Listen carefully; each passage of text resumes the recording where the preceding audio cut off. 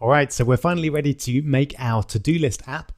Before we start, I'm just going to show you a slightly new method I'm going to use to create the app. In fact, we're going to use the tabbed application template rather than the single view application, just to get a bit of variety in the templates that we use.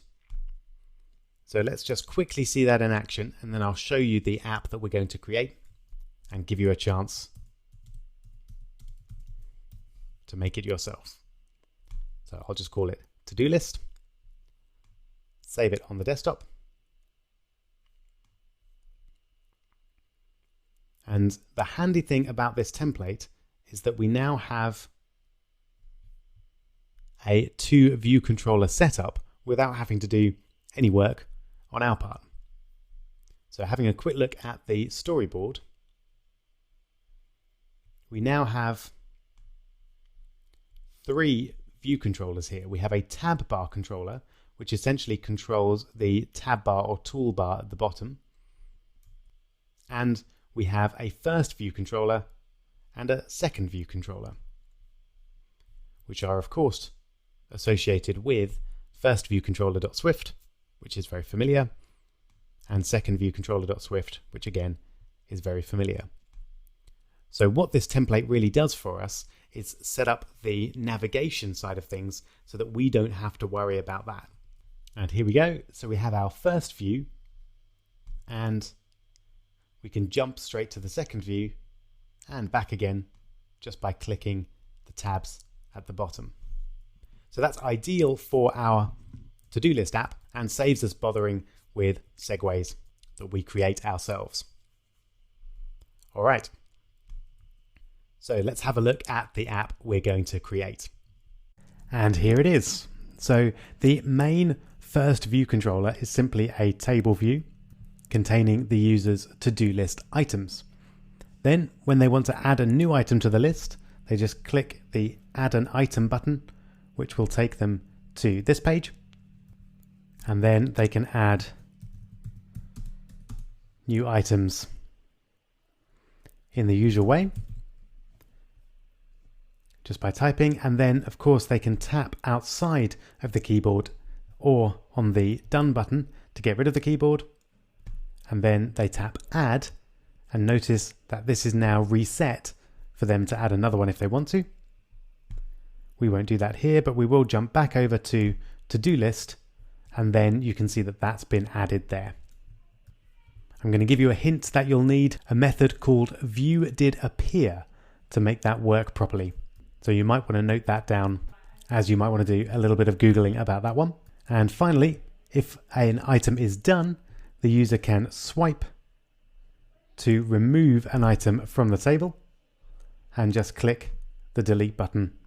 And then not only is it removed from the table itself, but it's removed permanently from the app data. That's of course something we haven't done yet, so you're going to need to do a little bit of Googling to figure out how to do that. Don't worry if you don't manage it, I cover it all in this video. All right then, so that's what we're after. Best of luck, and I hope you enjoy it.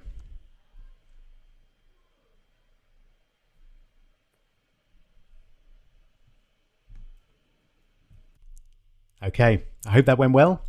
It was a toughie, so don't worry if you didn't get all the way to the end. Let's get cracking. So first, let's edit our tabs, which we do over here. There's our tab bar item. So this first page is going to be our to-do list.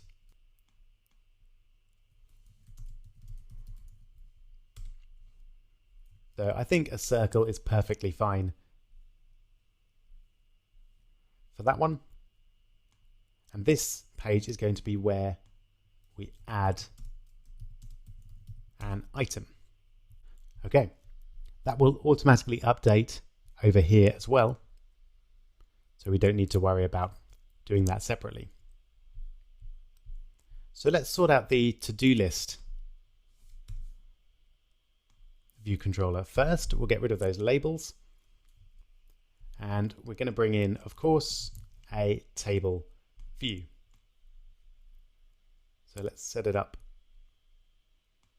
nicely, stretch it all the way down to the bottom there, and we're going to have constraints all the way around. There we go. And then we'll add a prototype cell. We'll drag to create outlets for the data source and the delegate. And then we'll add reuse identifier to the cell. Great. Now this is first view controller. So let's jump over to first view controller and just add our table code, which we're hopefully painfully familiar with now. So we've got UI table view delegate and UI table, let's type in a bit more, view data source. There we go, and it's the data source that we need to grab the code from. So that was a control click and then copying the top two methods, going back and pasting them in, getting rid of the code we don't need anymore, adding in curly brackets, and using the automatic fix to replace public with internal.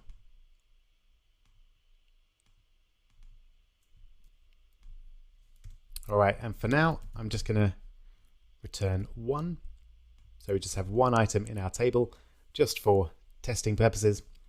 And now let's create our cell, which is a UI table view cell, which we're creating with a style and an identifier. So the style is UI table view cell style dot default as usual, and the cell identifier is just cell. Then we're going to set the text label, which is an optional, but we're okay with that, and we're going to set the text to test. And finally, we'll return the cell.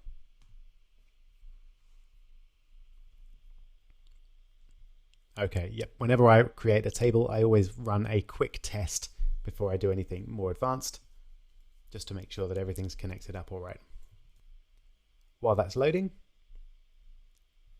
I'll just do a bit of editing on the second view. So we'll have a label at the top. This is where the user is going to add a new to-do list item.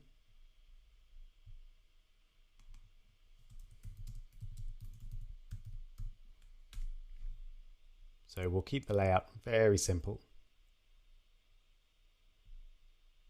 So we'll center horizontally in the container and then set the upper constraint to link to the top of the screen there. Oh, it looks like our table is ready. Let's have a quick look. There we go. So we've got test and that all works great. Brilliant. So let's carry on with our second view controller. We'll need a text field, which as usual, I'll stretch to the guidelines near the edge of the screen. And we'll link that up with 3 constraints, top, left, and right. And we'll add a placeholder, e.g. get milk. So something very simple. And then a button, which will simply say add. I'll move that up just a touch. And we'll center that horizontally and align it to the text field. Okay, I think that's all we need for now. So let's set up some IB outlets. You'll notice it's cleverly chosen the second view controller because that's the view controller I had selected. always worth checking that you're not creating outlets in the wrong viewcontroller.swift file. So the only ones we really care about are the item text field. So I'll just create an outlet for that, and then we'll need an action for add. Just make it that lowercase.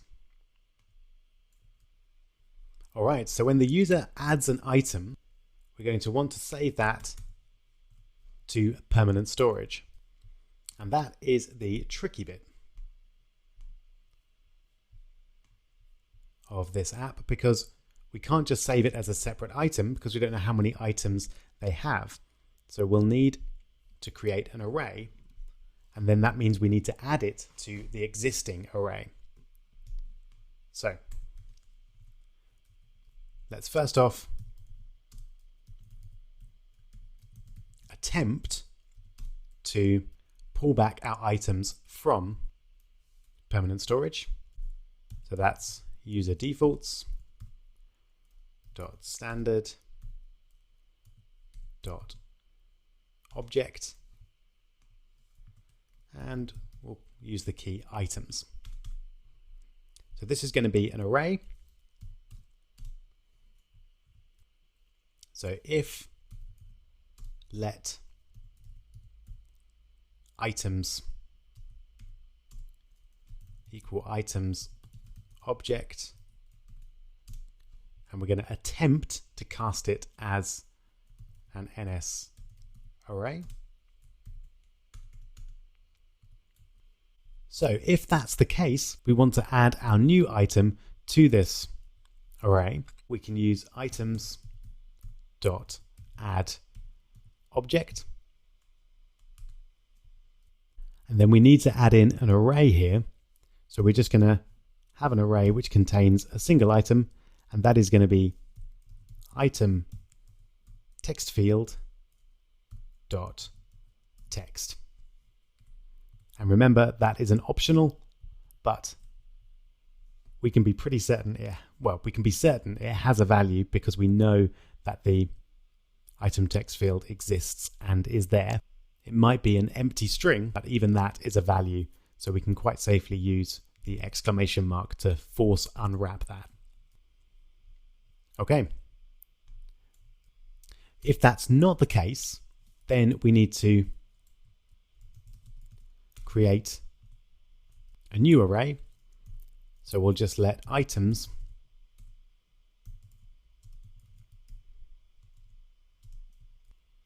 equal an array with item text field dot text unwrapped in it. And actually, it hasn't come up with an error there, but I'm going to change that to a var because we would need to update the items array there. Okay, so now we just need to save items. So we use user defaults dot standard dot set, and the value is going to be items for key items. Okay, it's not happy there because of the unresolved identifier items. So even though we've created it both there and there, I think what we should do is set items up as initially an empty NS mutable array, and then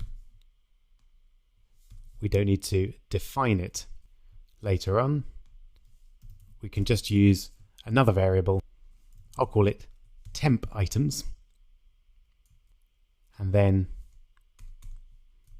if this works, we can let items equal temp items, and then add the object onto that mutable array. And if not, we just set items equal to the array with the text field in it. So we're either adding on the contents of the text field to the existing array, or we're creating a new array and then saving that. Either way, we should end up with a permanently stored array of items that the user has saved. One nice feature here, I think, would be to reset the item text field value to be empty so that the user can add multiple items very quickly if they want to. Okay, so now we've saved those items, we need to do something quite similar to display the to-do list items in the first view controller. So when the view is loaded, we're going to want to attempt to get the items. So I'm actually going to copy all of this code and bring it over into view.did_load and just get rid of what we don't need. So we don't need to update anything, but we do need to have an active array to be working with. So we'll use items object to bring our items back from user defaults. I'm actually going to define items up here because we're going to need to access it likely here as well. And so we'll set it initially to an empty array. And here we need to change, if there's no values in the user defaults, I think we want to leave that as is. So we'll leave it as an empty array if there's nothing saved by the user. All right, so now we can use items.count as the number of items in our table.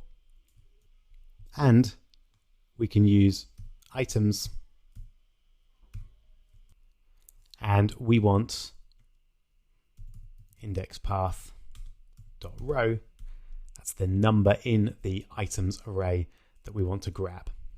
Now this, I believe, is going to be an object, so we need to convert it to a string, which we can do either using string and then brackets, or as we can force that cast.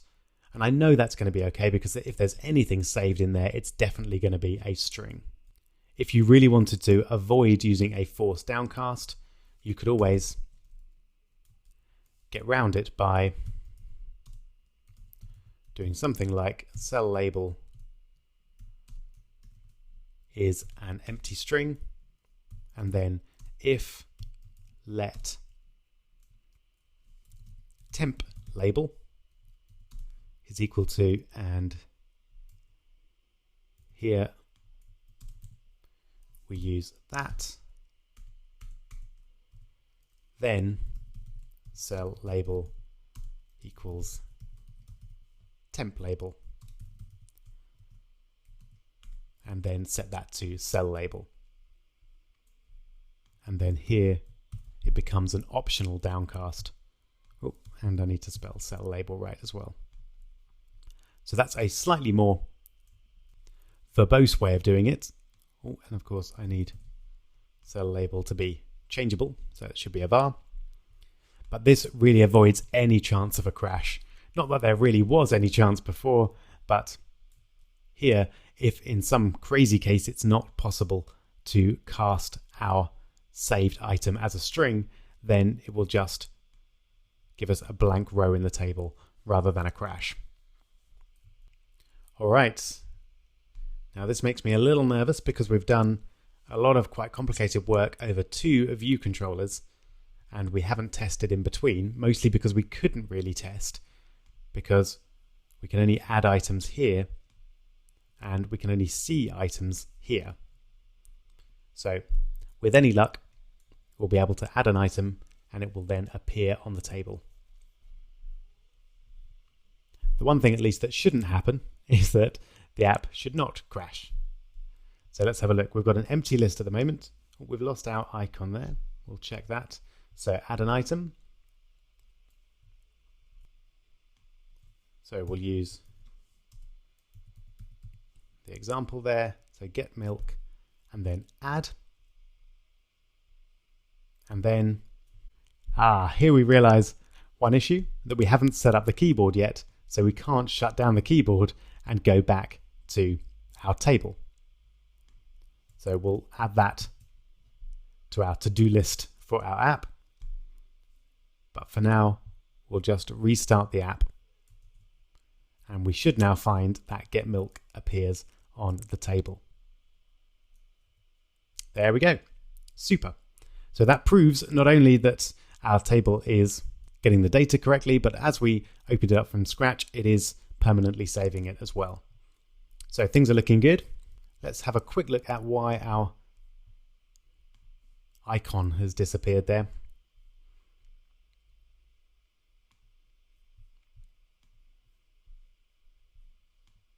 So it's showing correctly there, but not there, oddly enough.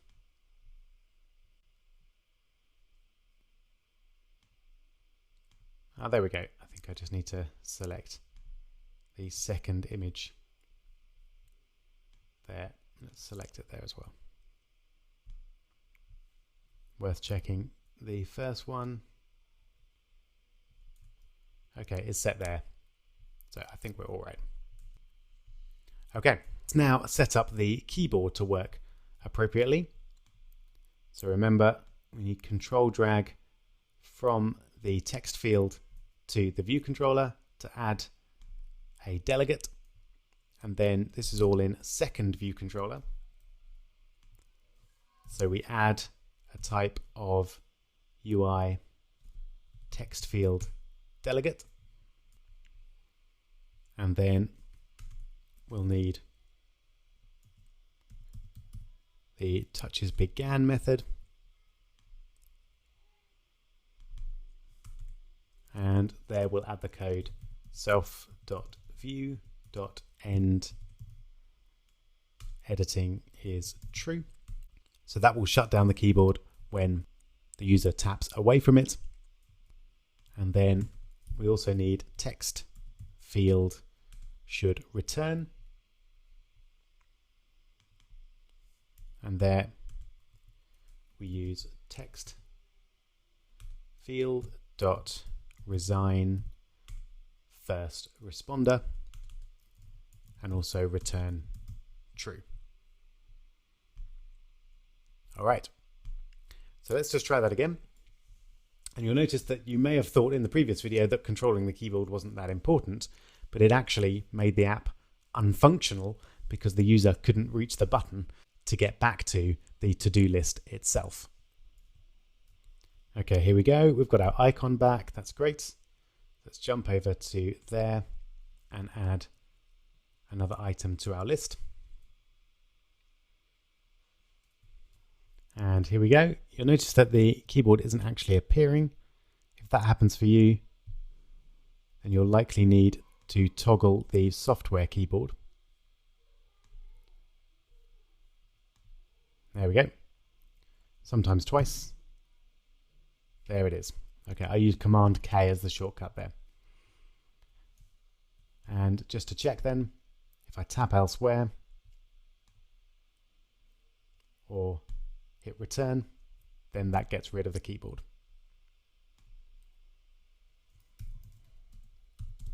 Okay, let's add Learn Swift to our list. Aha, now we have our first crash. Not to worry about it. Let's have a look and see what's going on.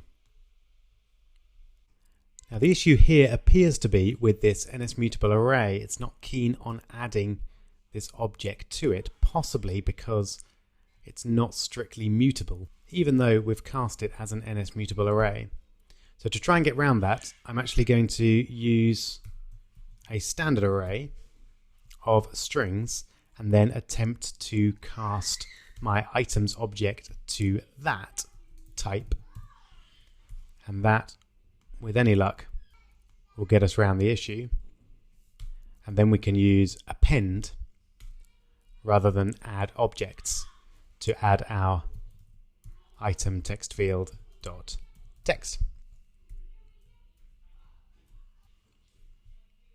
Okay, let's try that out.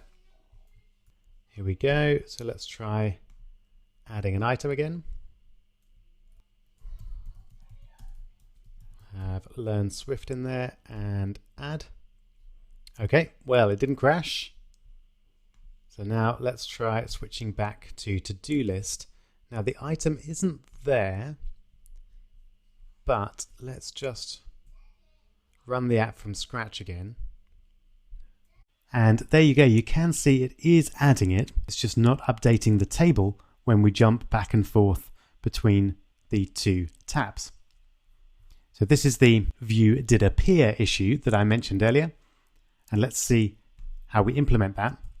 Essentially, we want the table to be refreshed when this view appears. So we can do that with the table reload method, which we've seen before. In order to do that, we'll need a outlet for our table view. So I'm just going to control drag that out there and we'll just call it table. There we go. And then switching back over to first view controller.swift. Instead of view did load, we're going to use view did appear. There we go, which is slightly different to view did load, and particularly when we're working on a tabbed app, view did load is not called every time we go back and forth between these two tabs, but view did appear is. So let's move our code down to view did appear, and we'll add a table dot reload data there as well. Okay, so let's now check that, and we should find that we can add an item and it appears immediately in the to-do list. So here we go. Let's click on add an item. And I'm going to add something that will do us a lot of good, I'm sure. Take a break. So let's add that. Then tap to close the keyboard and then back over to to-do list, and you can see that we've now got that item added on the list. Great. So all that remains is being able to delete these items. And I'm actually going to show you what I'd recommend Googling for something like this. Essentially, we want to delete items from table view, and we want to do it in Swift. So I'd go for something like that. And this top result looks pretty good. Delete rows from table in iOS 8. It's probably going to be the same in iOS 10. Okay, so we know all about the creating of the table itself. That's not a problem. Okay, so this is the bit that we're particularly looking for. Now we could just copy and paste this, but this was back in iOS 8, so we're quite likely to get some errors. So better to use this as a reference, but write our own code. Looks to me like commit editing style is the main name of this method that we're using here. Then we're checking to see if the editing style is of that type, so a type of delete essentially, then we remove that item. Okay, so actually what I'm going to do is copy it, but then recreate it myself. So let's add it in down here. In fact, we'll add it in as a comment. I think you've seen before, multi-line comment can be added with a slash and a star, and then finish with a star and a slash. So if we type commit editing style, there we go. We want that top one. So yes, you can see the actual format of the method has changed a fair bit since this version. So that's why it's generally better to create code yourself rather than copying and pasting, especially when your source is a couple of years old. So we've still got editing style there as a variable. So let's use that. If editing style is equal to UI table view cell editing style dot delete. So if the editing style is delete, then that means we want to delete the row. So I'm going to start by deleting the contents of the array, for which I'm going to use the Swift array type rather than NSMutable array, as we had problems before with editing NSMutable array.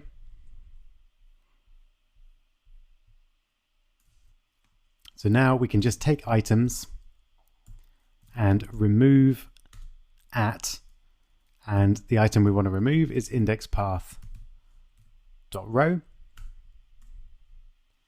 And then we just reload the table data.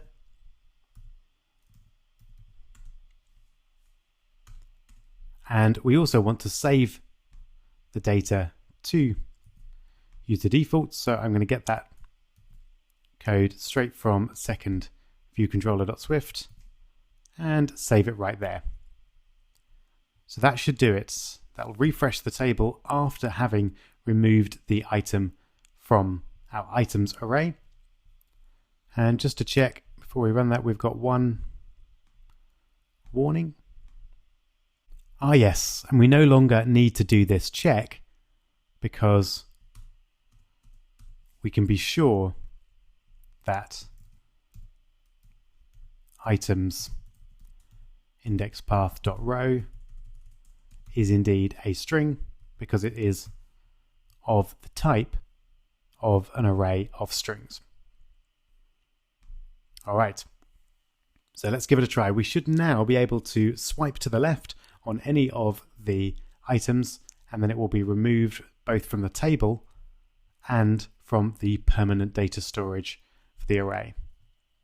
Let's check it out. Here we go. So I think we can take Learn Swift off our list, and then let's tap delete, and off it goes. Fantastic. So we can jump over, jump back, and the item is definitely gone. Wonderful. So that takes us to the end of the to-do list app. I hope you enjoyed making it, and I hope you managed to do a fair bit of it yourself, although there were a few tricky bits to respond to. We're going to move on from permanent storage though, and look at our final big topic of this section, and that is getting data from the internet and processing it to provide useful information to your users. This allows you to add a whole new level of power to your apps. So watch carefully, and let's find out how it's done.